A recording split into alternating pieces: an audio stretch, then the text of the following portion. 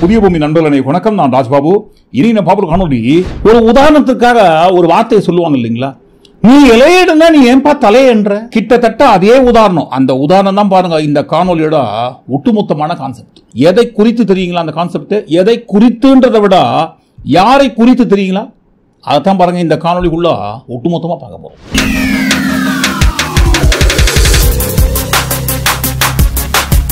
பொண்டாட்டி ராஜ்யம்னு ஒரு படம், சரவணன் கதாநாயகனா நடிச்சிருப்பாரு. அந்த படத்துல பாருங்க, கதாநாயகிக்கு சுய புத்தி கிடையாது. அவங்க அக்கா என்ன சொல்லி கொடுக்குறாங்களோ அதன்படி தான் நடப்பாங்க. எப்பவுமே பாருங்க, ஏதாவது ஒரு விஷயத்தை பத்தி கேட்டா அவங்க அக்கா உடனே நடுவுல வந்து கொஞ்சம் உள்ள வாங்க, உள்ள கூட்டிட்டு போயிட்டு அவங்க தங்கச்சிக்கு வந்து என்ன அவங்க அக்கா சொல்லி கொடுக்குறாங்களோ அதன்படி தான் பாருங்க சுய அறிவை சிந்திக்காம நடந்துப்பாங்க. கிட்டத்தட்ட அதே மாதிரி தான் பாருங்க இந்த காணொலிக்குள்ள வரப்போறவரும் அந்த மாதிரி பண்ணிட்டு இருக்காரு. தமிழ்நாடு முதல்வர் மு.க. ஸ்டாலின் அவர்கள் 2 தினங்களுக்கு முன்பாக ஒரு கடிதம் எழுதுறாரு ஆளுநர் ஆர் என் ரவி அவர்களுக்கு. பொன்முடி அவர்களுக்கு அமைச்சர் பதவி பிரமாணம் நீங்கள் செய்து வைக்க வேண்டும்னு ஆளுநருக்கு முதல்வர் அவர்கள் கடிதம் எழுதினாரு. அடாடா, இப்பன்னு பார்த்து நீங்க கடிதம் எழுதுறீங்களே. நான் பாருங்க இப்போதைக்கு ஒரு 3 தினங்கள் டெல்லி பயணமாக போறேன். நான் இந்த டெல்லி பயணம் என்பது ஏற்கனவே திட்டமிட்டது.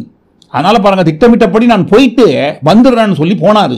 போயிட்டு வந்தவர் இன்றைக்கு பாருங்க முதல்வர் மு.க. ஸ்டாலின் அவர்களுக்கு பதில் கடிதம் எழுதுறாரு.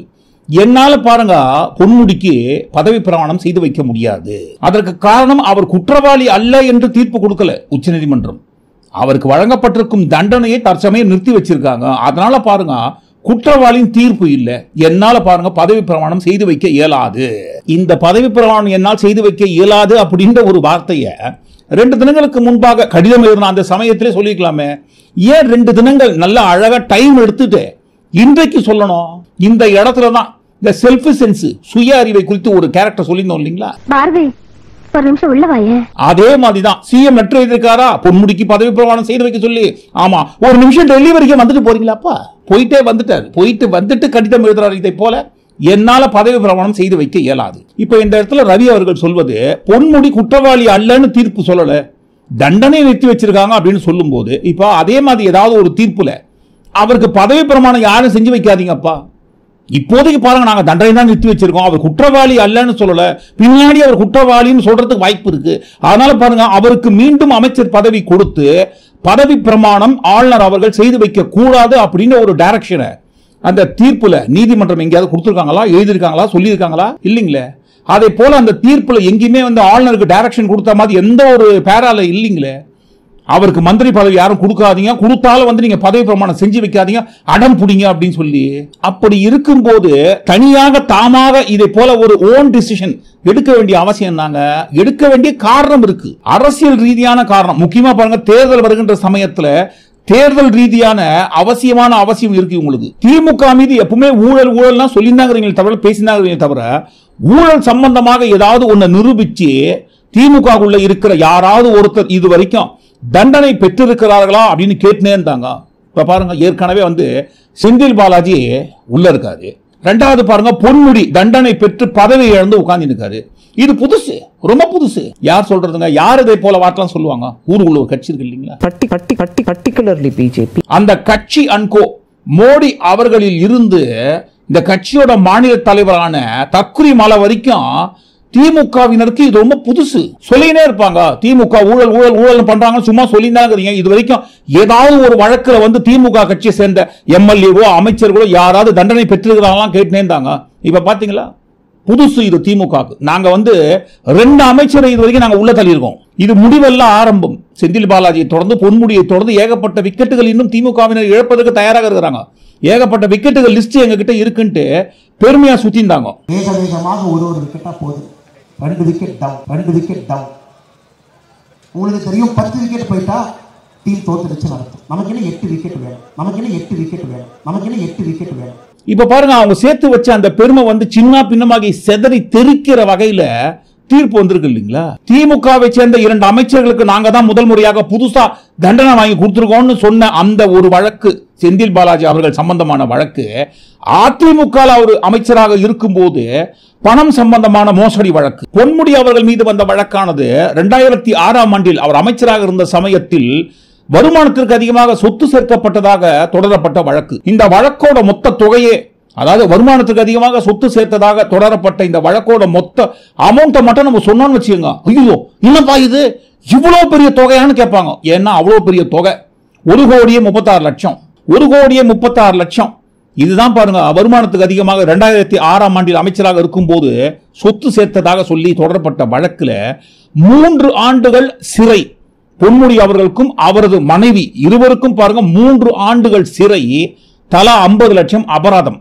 பிறகு இந்த தீர்ப்பை எதிர்த்து சுப்ரீம் கோர்ட்ல அப்பீல் பண்ணாங்க. சுப்ரீம் கோர்ட்ல அப்பீல் செய்யப்பட்ட இந்த வழக்கில் தான் பாருங்க பொன்முடி அவர்களுக்கு வழங்கிய தண்டனையை நிறுத்தி வைக்கும்படி தீர்ப்பு வருது. தீர்ப்பு வந்ததை தொடர்ந்துதான் பாருங்க முதல்ல சொன்ன ஆளுநர் RN ரவி அவர்கள் சம்பந்தப்பட்ட விஷயம் எல்லாம் வந்தது. இப்ப இந்த இடத்துல பொன்முடி அவர்களுக்கு சப்போர்ட் பண்ணியோ சாதகமாகவோ சப்பக்கட்டு கட்டியோ பேசல. பிரச்சனை என்னன்னா உள்நோக்கம். பெருமை பேசியிருந்தோமே, இதுவரை இல்லாத புதுமையான புதுசா நாங்க 2 திமுகவை சேர்ந்த அமைச்சர்களுக்கு தண்டனை வாங்கி கொடுத்துட்டோமே. அதுல பாருங்க ஒருத்தர் வந்து அதிமுகவில் அமைச்சராக இருக்கும்போது செய்யப்பட்ட மோசடி சம்பந்தமான வழக்கு. சோ அதனால பாருங்க நம்ம பட்டியல இருந்து அதை எடுக்கலாம். இப்ப பாருங்க 2வது பொன்முடி நீங்க என்ன சொல்வீங்க, திமுக அமைச்சர் தானே, அதனால பாருங்க நாங்க வந்ததுக்கு அப்புறம் தான் தண்டனை வாங்கி கொடுத்தோம் சொல்லி பேசி இந்த பெருமெல்லாம் உடஞ்சி போச்சு இல்லைங்களா. நாடாளுமன்ற தேர்தல் வேற தேதி ரொம்ப கிட்ட நெருங்கிடுச்சு. முதல் கட்டமாக ஏப்ரல் 19ஆம் தேதி தமிழ்நாட்டுக்கு நடக்க போகுது. இந்த சமயத்தில் பொன்முடிக்கு மீண்டும் அமைச்சராக பதவி பிரமாணம் செய்து வைத்தால் இவங்க இதுவரைக்கும் கட்டி வச்சு இந்த கனவு கோட்டை தூளாயிடும் இல்லைங்களா. ஏனென்றால் என்னப்பா இது மறுபடியும் அவர் அமைச்சர் ஆயிட்டாரு, அப்ப வேண்டுமென்றே வாண்டடா பர்பஸா திமுகவை பழி வாங்கன்ற ஒரு உள்நோக்கத்துக்காக தான் தேவையில்லாத வழக்கெல்லாம் அவர் மீது போட்டு தேவையில்லாத தீர்ப்பெல்லாம் நீங்க வாங்கினீங்களா அப்படின்னு கேட்டுருவாங்க இல்லைங்களா. ஒருவேளை அவருக்கு மீண்டும் அமைச்சராக பதவி பிரமாணம் செஞ்சு வச்சிட்டாங்கன்னா அதனால்தான் பாருங்க இவருக்கு இல்லாத ஒரு பவரை கொடுக்காத வழங்காத ஒரு பவரை இவரே கையில் எடுத்துக்கின்னு இதே போல தனியாக செயல்படுறாரு. தண்டனை தான் நிறுத்தி வச்சிருக்காங்க, குற்றவாளி சொல்லல. குற்றவாளி சொல்லிட்டோம் பார்த்துக்கலாம். அப்ப இந்த இடத்துல புரோட்டோகால், ரூல்ஸ் அண்ட் ரெகுலேஷன்ஸ், இந்த லா சட்டப்படி நடக்கிறது இதெல்லாம் எப்போ கொஞ்சம் தூரமா போயிட்டு உள்நோக்கம் ரொம்ப கிட்ட உள்ள வந்துடுச்சோ அப்ப பாருங்க நம்மளும் சில பல உள்நோக்கம் சம்பந்தமான விஷயத்த எடுத்து போட்டுதான் ஆகணும். இப்ப முதல்வர் அவர்கள் சரியாக கரெக்டா லெட்டர் எழுதுற சமயத்துல பாருங்க டெல்லி பயணம் போறேன்றாரு. போயிட்டு வந்துட்டு முதல்வர் அவர்கள் எழுதின லெட்டருக்கு ரிப்ளை கொடுக்குறாரு. இப்ப அந்த டெல்லியில போய் அந்த சமயத்துல யார்கிட்ட டிஸ்கஸ் பண்ணிருப்பாருங்க, ஒன்றிய அரசு சம்பந்தப்பட்ட பெரிய பெரிய அமைச்சர்கள் கிட்ட, ஏன் மோடி அவர்கள்கிட்ட கூட டிஸ்கஸ் பண்ணிருப்பாங்க. இப்ப அதே போல பொறுப்பான பதவியில இருக்கிறவங்க கிட்ட அவங்க தான் ரொம்ப நியாயமானவங்க நினைச்சிட்டு டிஸ்கஸ் பண்றதுக்கு போறாரு இல்லைங்களா. அவங்க எல்லாம் என்ன மாதிரி போய் பேசியிருக்காங்க தெரியுங்களா. நாட்டில் இருக்கிறவங்க எல்லாரும் பாருங்க ஊழல்வாதிகள், திருடர்கள், கொள்ளைக்காரர்கள், நீதி இல்லாதவங்க, நேர்மை இல்லாதவங்க, நாங்க தான் வந்து நியாயமானவங்க அப்படின்ற ஒரு ரேஞ்சில சுத்தி இந்த முகமுடி கீழ்ஞ்சி இந்த தேர்தல் பத்திரம் மூலமாக கீழ்ஞ்சி தொங்கி கொண்ட பிறகும் கூட இன்னமும் பாருங்க இந்த தேர்தல் பத்திரத்தை வச்சு எவ்வளவு பெரிய பொய்ய பேசி சப்பாடு கட்டுறாங்க.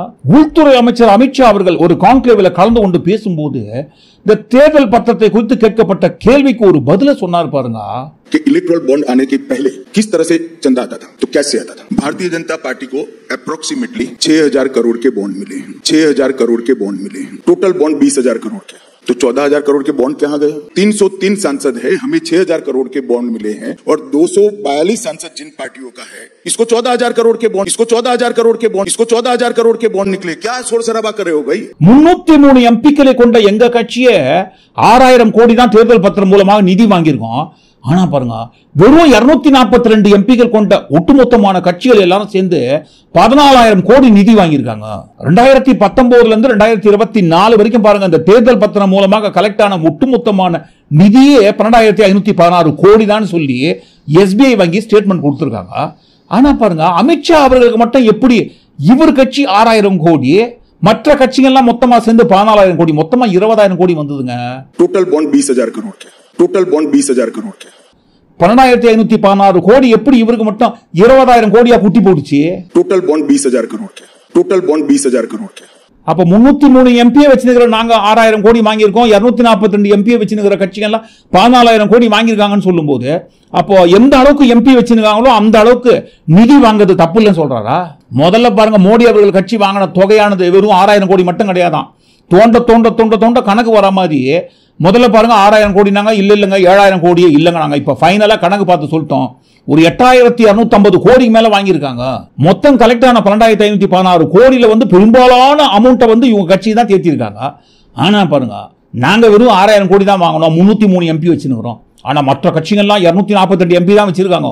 அவங்க எல்லாம் சேர்ந்து வராத 14,000 கோடி வந்துச்சுட்டு அமித்ஷா சொல்றாரு. इसको 14,000 करोड़ के बॉन्ड निकले, क्या शोर शराबा कर रहे हो भाई? கையும் களவுமாக ஆதாரபூர்வமாக சட்டப்பூர்வமாக உச்சநீதிமன்றத்தில் மாட்டிக்கொண்ட பிறகும் கூட இப்பேற்பட்ட பொய்ய கொஞ்சம் கூட வேமா சூசோ இல்லாம மிக முக்கியமான ஒரு பதவியில் இருந்து கொண்டே ஓப்பன் மீட்டிங்ல இதே போல மைக்குக்கு முன்னாடி சொல்ற இதை போல நபர்கிட்ட இருந்து என்ன உண்மை வரோன்ற ஒரு நினைப்புல இவங்க கிட்ட எல்லாம் போய் டிஸ்கஸ் பண்றதுக்காக போயிட்டு டிஸ்கஸ் பண்ணிட்டு திரும்பி வந்து ஐயோ என்னால பாருங்க இப்போதைய பொன்முடிக்கு பதவி பிரமாணம் செஞ்சு வைக்க முடியாது.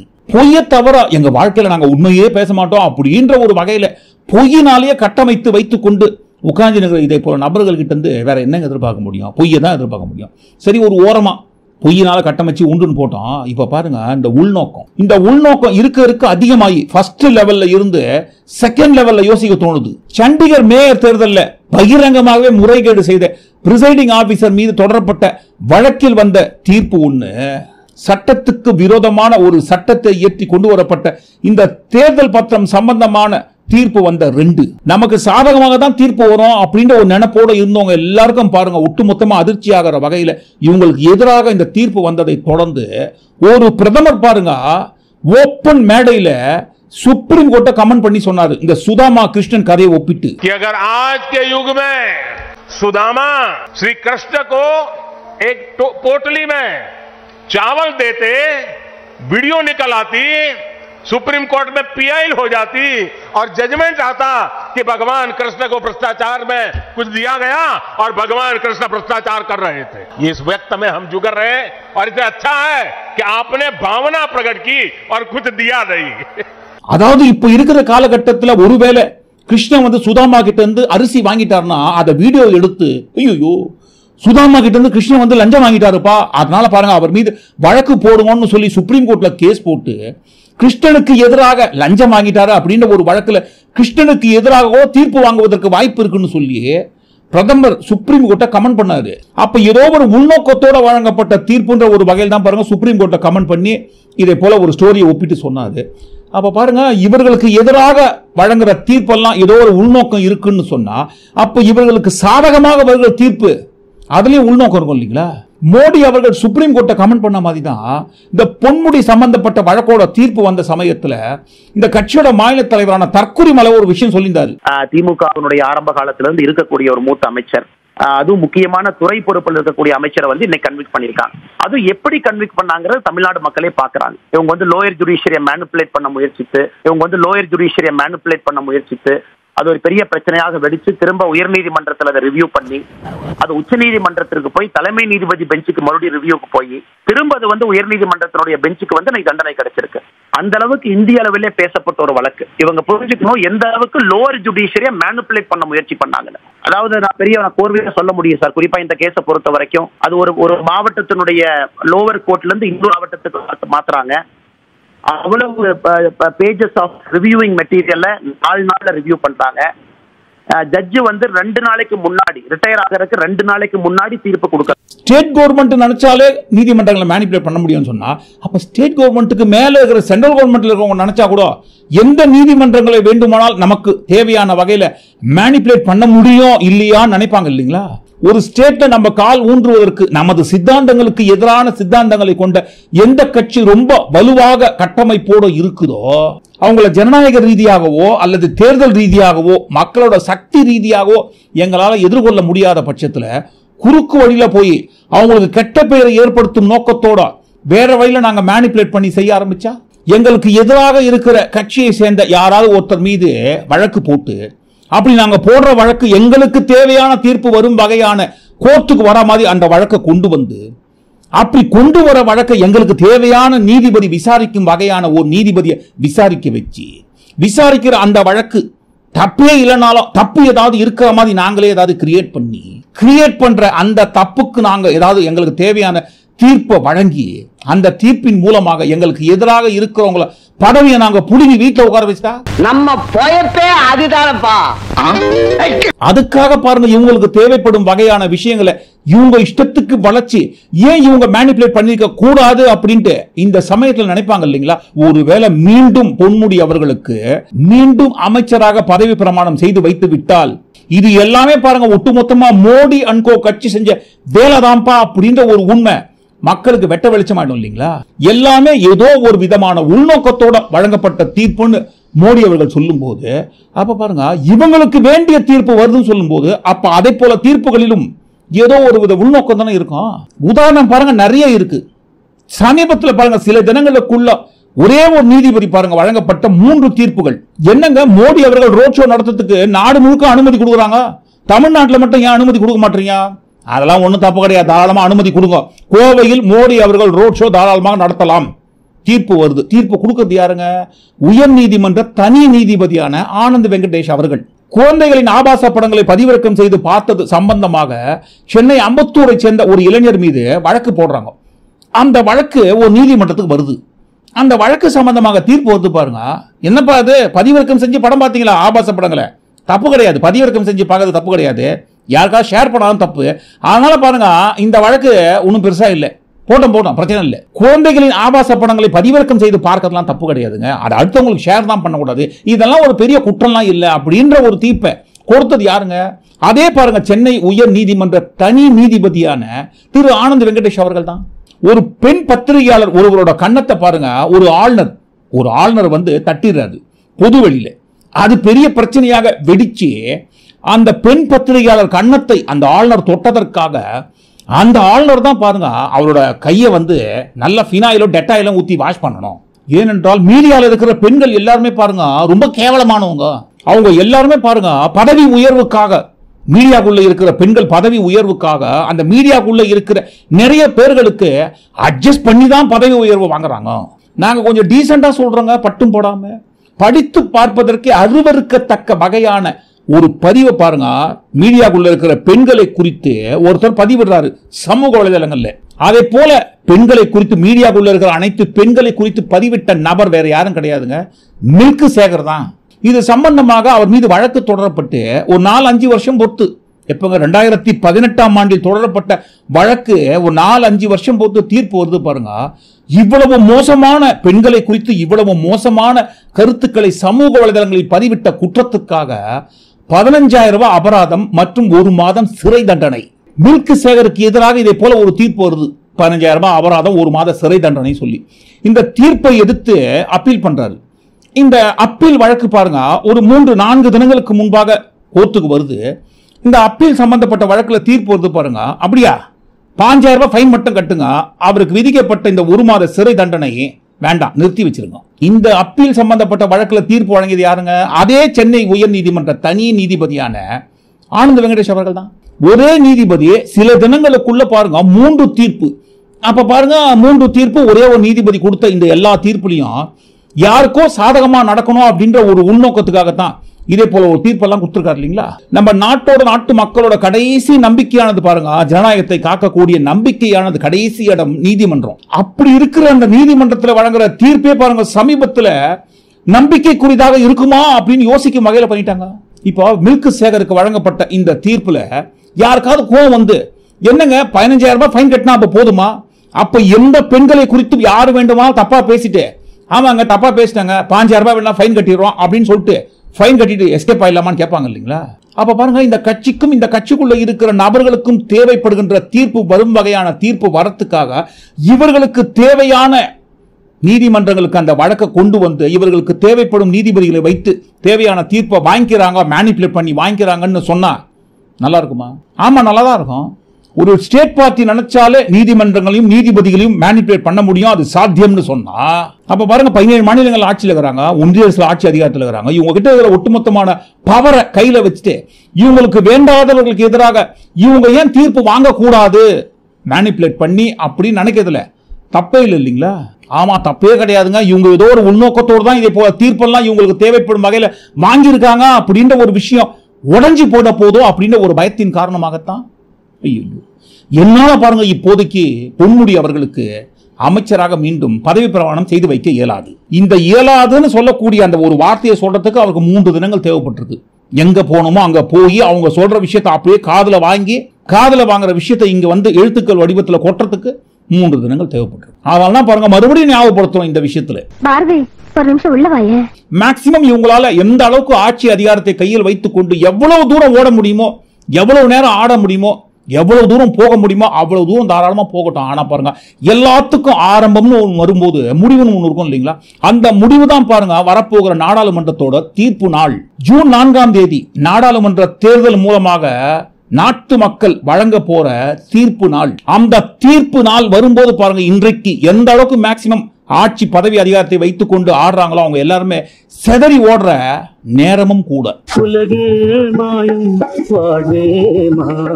அதனால பாருங்க, ஒட்டுமொத்தமா எல்லாத்தையும் கூட்டி கேச்சு இந்த காணொளி உள்ள வந்த எல்லா விஷயத்தை குறித்து நீங்க என்ன நினைக்கிறீங்க அப்படின்னு உங்க கருத்து நீங்க பதிவு பண்ணும்போது, அமைச்சர் பொன்முடி அவர்களுக்கு மீண்டும் என்னால் பதவி பிரமாணம் செய்து வைக்க இயலாதுன்னு ஆளுநர் அவர்கள் சொன்ன இந்த விஷயம் நியாயம்தானா சரிதானா அப்படின்னு ஒரு விஷயத்தை சேர்த்து நீங்க கவனிடுங்க. மீண்டும் இன்னொரு காணொளி நாம் சந்திப்போம். நன்றி, வணக்கம்.